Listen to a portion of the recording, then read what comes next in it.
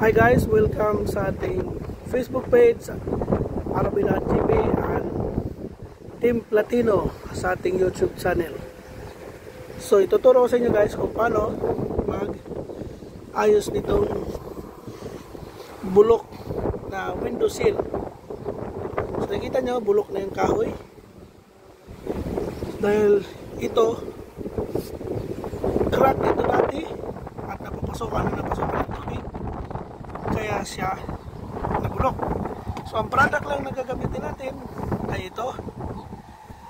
At itong product na to ay mayroong A and B, mayroong base at saka hardener. So sa mga baguhan dyan kung paano maghalo, tingnan nyo ang aking isang video na tinuro ko doon kung paano maghalo ng builder fill. So ayan guys, so A and B, haluin lang natin. At ito ang gagamitin product natin pang ayos dyan. Ayan atin ang ilagay natin. Pagkakaroon natin ng unang mga bulok natin na para maalis. Kanina. So, ang dahilan guys, sa mga mentor dyan, ang dahilan kung bakit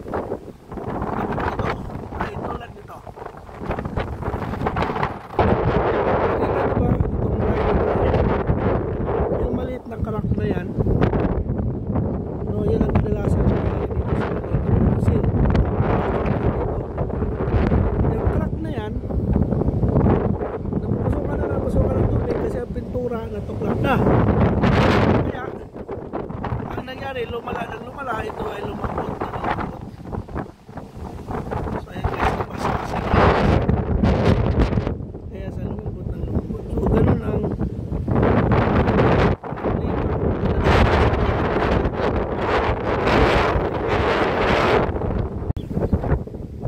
so ganito na yung itsura ng ating piniliran. Matigas na to kasi para na ulit itong kahoy ang ano nito, tigas. So bago natin papatungan natin ng isang pan, isang pan natin trip. Makinis kasi pag pinatungan mo yan, kasi itong bako-bako, pag pinatungan mo yun dyan, hindi papatayan. So kailangan natin sasandigin. Ang gamit ko dito is 120 grit. Sasandigin muna to bago natin patungan.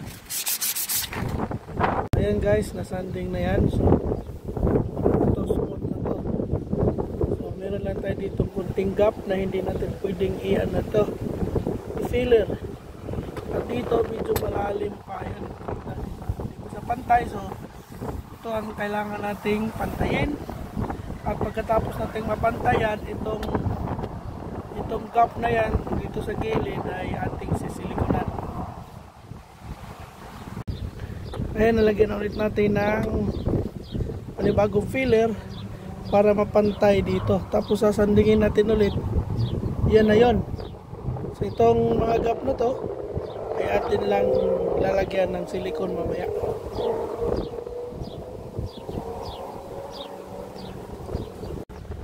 Ayan na ang ating final. Solid na, pantay na siya at silyado na yung gilid. Yan, naka siliko na yung gilid. So ayan, pintura na lang yan guys. So na-save natin, imbis na papalitan natin yung kahoy, na-save natin.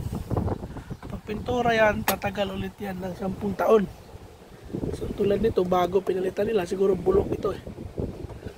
So yan, gawang Jeep Ikote guys.